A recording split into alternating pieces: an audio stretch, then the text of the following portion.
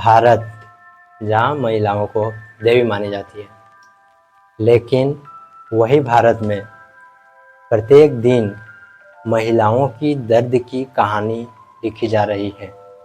क्या आप जानते हैं साल 2022 जब NCERB का रिपोर्ट आया तो उस रिपोर्ट में साफ साफ लिखा था कि प्रत्येक दिन भारत में 86 महिलाओं के साथ गैंगरेप होता है। ये संख्या जो थाने में दर्ज है, अब कितनी संख्या इससे अलग जो थाने तक पहुंची ही नहीं। उड़ीसा जहां एक 16 वर्षीय नाबालिग लड़की को शादी का झांसा देकर उसे अगवा किया गया और महीनों तक उसके साथ रेप किया गया। कोलकाता जहां पे एक लॉ स्टूडेंट के साथ गैंगरेप हुआ और महीनों बाद चार्जशीट दाखिल हुआ। इसी तरह मध्य प्रदेश में 5 युवकों ने एक नाबालिग लड़की के साथ गैंगरेप किया। प्रयागराज में सफ़र कर रहे एक नर्स के साथ गाड़ी में रेप किया गया। ये 4 मामले सिर्फ पिछले महीने के ही हैं और कुछ दिनों के ही हैं, ये पूरी घटनाएं नहीं हैं। सोचिए पूरे साल में कितनी घटनाएं आती हैं, जिंदगियां बर्बाद होती है। राष्ट्रीय अपराध रिकॉर्ड ब्यूरो 2022 जब NCERB का रिपोर्ट आया तो उसमें लिखा था 31,677 महिलाओं के साथ केवल 1 साल में रेप हुआ और असल संख्या इससे बहुत अधिक है जो थाने तक नहीं पहुंच पाई। यानी हर दिन औसतन 86 महिलाओं के साथ रेप केस दर्ज हुए।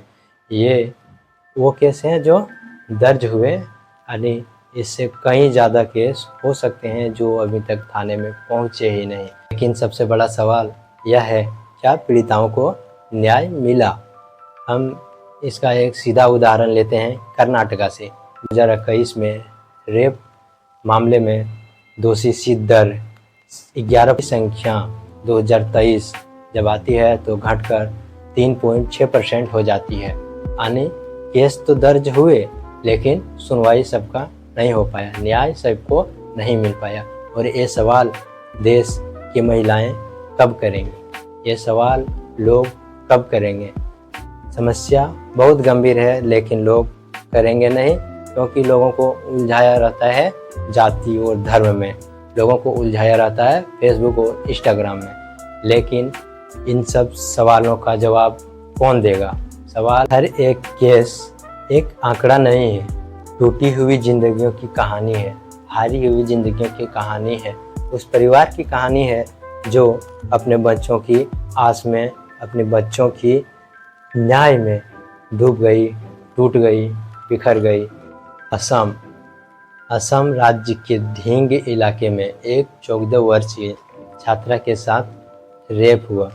ये सवाल कोई नहीं करता, इसके बारे में कोई बात नहीं करता।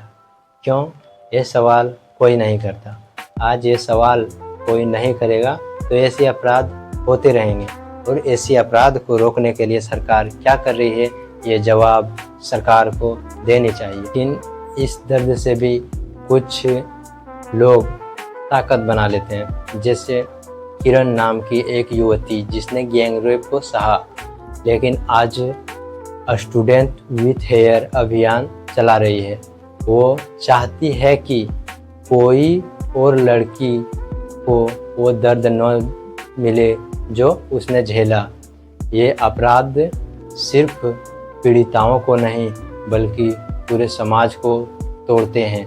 ये हमारे बच्चों को उनकी सामाजिक और सामूहिकता छीन लेते हैं, हमारी बहनों बेटियों उनकी आज़ादी छीन लेती है, और हमारे देश से उसकी इंसानियत छीन लेती है। याद रखिए, हमारी चुप्पी उन्हें सुरक्षा देती है, और लेकिन हमारी आवाज़ उन्हें न्याय।